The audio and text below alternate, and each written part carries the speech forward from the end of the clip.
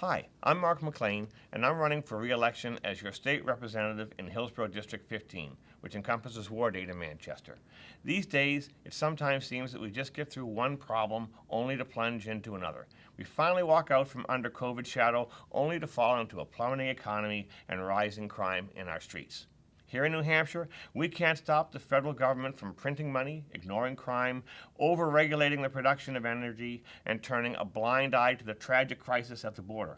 But what we can do is keep our own fiscal house in order. And we've done that.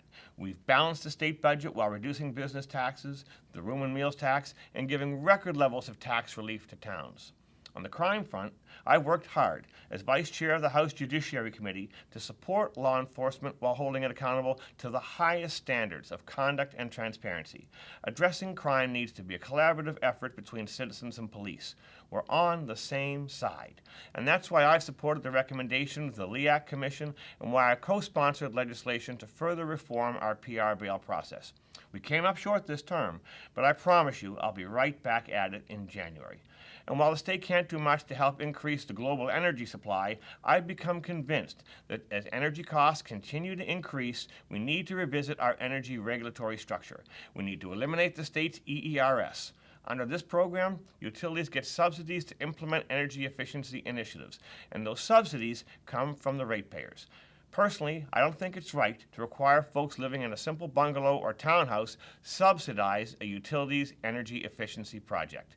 If the utility benefits from an efficiency project, they should pay for it, not the ratepayer.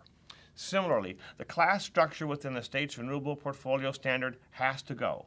I don't expect renewables to be ready to compete on a level playing field with natural gas, but I do expect they should be ready to compete with each other.